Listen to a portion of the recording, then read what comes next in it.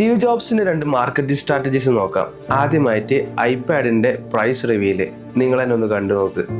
What should we price it at?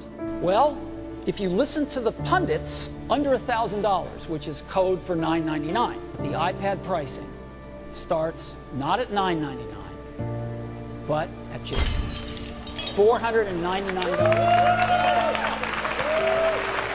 $499 എന്നുള്ളത് അന്നും ഇന്നും ഒരു വലിയ പ്രൈസ് തന്നെയാണ്. പക്ഷേ ആ സഡൻ പ്രൈസ് ഡ്രോപ്പ് നമുക്ക് പ്രത്യേകം ഒരു ഇമ്പാക്ട് തന്ന് ഈ പൈസക്ക് ഇത് വെർത്താവും എന്നുള്ളത്. ഇനി രണ്ടാമത് നോക്കുകയാണെങ്കിൽ ഐപോഡിന്റെ ഇൻട്രൊഡക്ഷൻ ആണ്. അതും അടിപൊളിയാണ്. One of the best strategy ever in the marketing. Ever wonder what this pocket's for?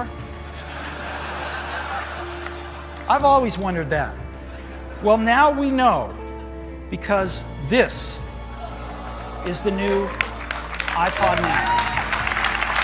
എന്തായാലും തൗസൻഡ്സ് ഓഫ് മ്യൂസിക് നിങ്ങൾക്ക് പോക്കറ്റിൽ കൊണ്ട് നടക്കാൻ പറ്റുമെങ്കിൽ എന്നായിരുന്നു അവരുടെ സ്ട്രാറ്റജി തന്നെ. സോ കണ്ടന്റ് ഇഷ്ടപ്പെട്ടിട്ടുണ്ടെങ്കിൽ സബ്സ്ക്രൈബ് ചെയ്യാൻ മറക്കണ്ട. ബൈ.